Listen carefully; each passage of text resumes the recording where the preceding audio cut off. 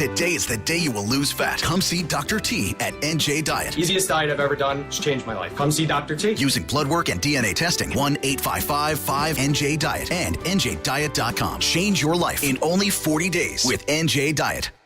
Good. Right. Lynch and Stroke and Page and the rest of them. All of them. Yeah. All of them. Maybe Bill Clinton, too. No, it would be Obama, not Bill. Well, Bill was on the tarmac. What was he doing there? He was lost. You didn't know that? He thought he was in Southwest, and he was in the private. Loretta, can you help me out? Yeah. Well, I don't. You start taking a look at what happened on the tarmac. A lot of people say a lot of bad things happened on the tarmac between Loretta Lynch and Bill Clinton. I've had a lot of planes for a long time. I've never stopped a plane on the tarmac to let somebody on the plane. And then they went and they talked about golf and their grandchildren for 40 minutes. It doesn't work that way. What did they talk about? And I guess Bill Clinton said he was there to play golf, but I know the area very well, Arizona. It's a little warm at that time of the year for golf. Okay, so you have to find out what happened in the back of that plane, that so many things took place after that incident. A lot of bad things happened right after that. A lot of bad things, no question. Love this song. Frank Sinatra, New York. They'll be playing this in the Bronx today. That was a clip of Bernard with Bill O'Reilly yesterday. Bernie and I were there. We make about a monthly visit. It's wonderful. Bill O'Reilly was the best, still is the best, will always be the best. Whether it's BillO'Reilly.com, he's on Newsmax Television, he's here every Thursday. Nobody better. His new column is out too, folks, on BillO'Reilly.com. They're always great. And that is Wolves and Sheep, based, of course, on the Mueller report, which came out about 6 days ago. So here he is on his way later on this morning to Yankee Stadium to take part in the opening day festivities for the Yankees. Our friend, the great Bill O'Reilly. Good morning, Bill. Hey, guys, I'm going to be warming up Tanaka. I'll be honest. Now, look, we all know we're all donned in our baseball gear today, Bill, on social media. 3 of us are wearing Met stuff, me, Bernie, and Matt. Jill's wearing her Jeter jersey. But you are a diehard New York Met fan, but you're still going to be in the Bronx today. Is that because you support New York or because they happen to be here? Well, I know people in both teams, and so I want them both to win. Now, when they play each other, I have to root for the Mets because I was brought up in Levittown, Long Island, and the Mets were at Shea Stadium. I actually went to the Polo Grounds to see them the first year. Nice. Wow. But I want both teams to prosper. I'm rooting for a Subway Series in October. And it's very possible that we'll have it. 2 really good, the potential is there. Let's put it that way. I don't want to get crazy on opening day. But Bill O'Reilly, BillO'Reilly.com, incredible. You don't need cable TV, folks. Just go to BillO'Reilly.com. And you have this article out. It's called Wolves and Sheep, and it's all about the Mueller report, and we want to get your take on it. Tell us about it. Okay. So you got to divide up the people who failed to give President Trump and his campaign and his family due process. You divide them into 2 groups. The wolves, which are the media and the Democrats like Schiff, who couldn't care less about the truth. They just want to get Trump out. And then the sheep are the people who tune into MSNBC and CNN and sit there in this glazed state absorbing all this absurd nonsense day in and day out. I mean, look back for 2 years, how much time, if you're one of those sheep, have you wasted in your life listening to stuff that was insane? Yep. Literally insane. You know, on both sides, I'm not an ideologue. I see myself as a watchdog. That's my job as a journalist. But if I see zombies on the air, and you know, I don't listen. I just turn the channel because I want to learn something, and I want, you know, the wisdom to be challenged. Let's have a lively discussion. That's why I was number 1 for 16 years, because I just said, okay, even if I agree with you, I'm going to see what you got. You know, see if you can defend it, whatever you're saying. You don't get that now. It's just, you know, it's Jonestown. That's what it is. The Kool-Aid drinkers are taking over the world, and it's bad for the country. Even with Trump, there was nobody better during that campaign because you were obviously friends with Donald Trump. You still are, and you liked his campaign, but you were not afraid to take him to task as only you could, and I found that to be the most fascinating television. Well, let me ask you this, though, Bill. Jeff Zucker did come out and say this, Mr. CNN. He said, listen, I don't regret anything we did. That was an investigation. Now, look, you're laughing because the truth is they really convicted President Trump. There was no investigation. He was already convicted on their channel. But what about that? He was just presenting the news as an investigation. Right, I know. Little Jeffy. Yeah. You know, really, this...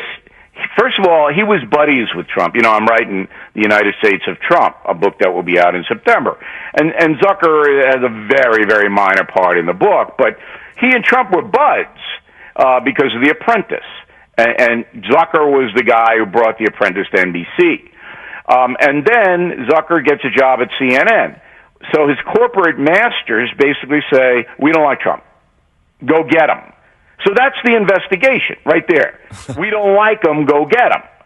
It would be like the head of the New York City Police Department saying to his detectives, we don't like Bernie and Sid, particularly Sid because he's too tan. Yeah. All right?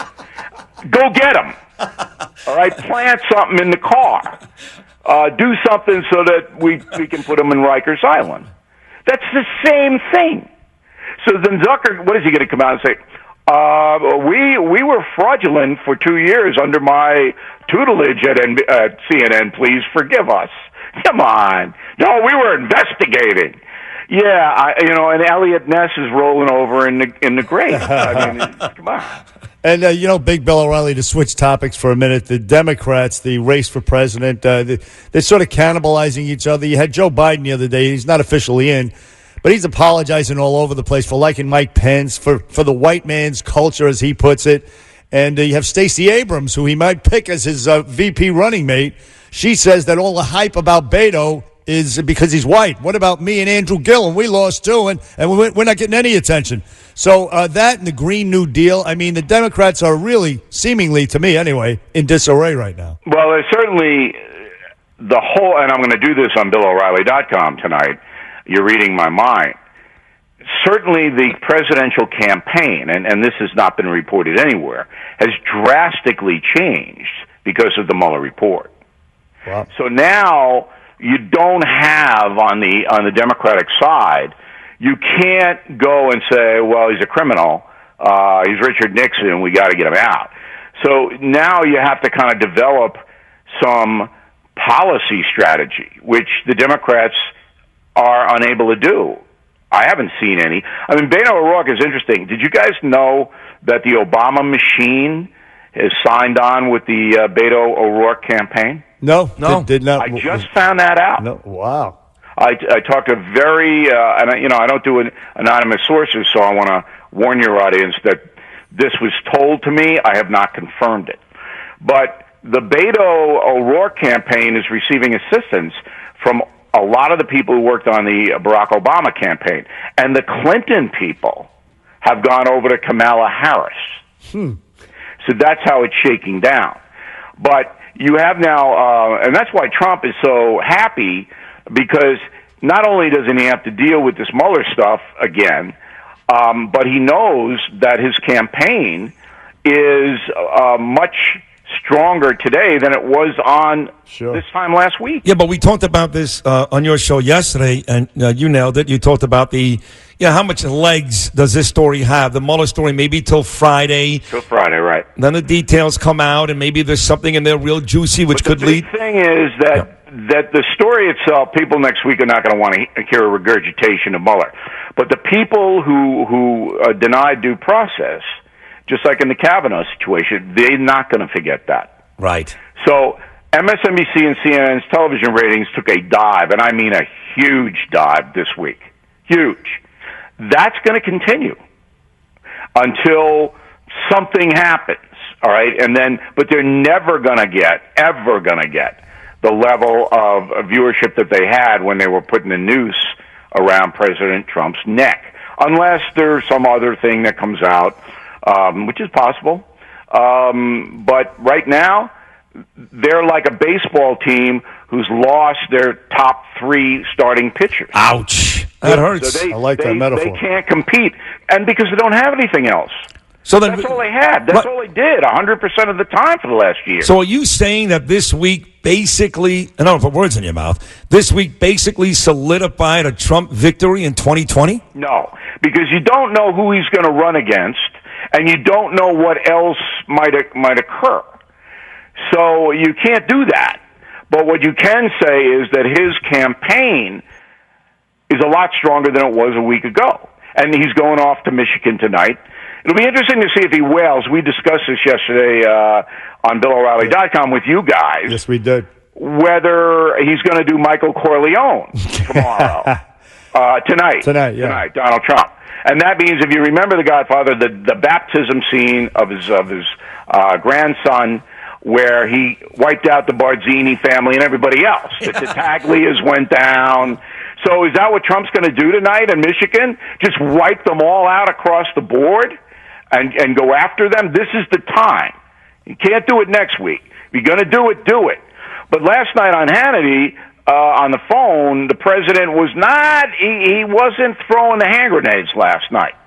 So that was interesting. But this will be not very interesting to watch tonight in Michigan. Yeah, I predict he goes full, as Steve Bannon said, full animal tonight, and then maybe pulls it back in next week. But anyway, Bill O'Reilly, you can pre-order his book, The United States of Trump, at BillO'Reilly.com. The history of Donald Trump, that's coming out in September.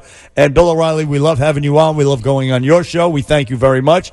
Go to BillO'Reilly.com and check him out, folks. Thank you, All Bill. right, guys, I appreciate it. Go Mets, go Yanks. All right, enjoy your time in the Bronx today. The great Bill O'Reilly, and as Buddy said more than once, check out the website, BillO'Reilly.com. It really is a fantastic visit.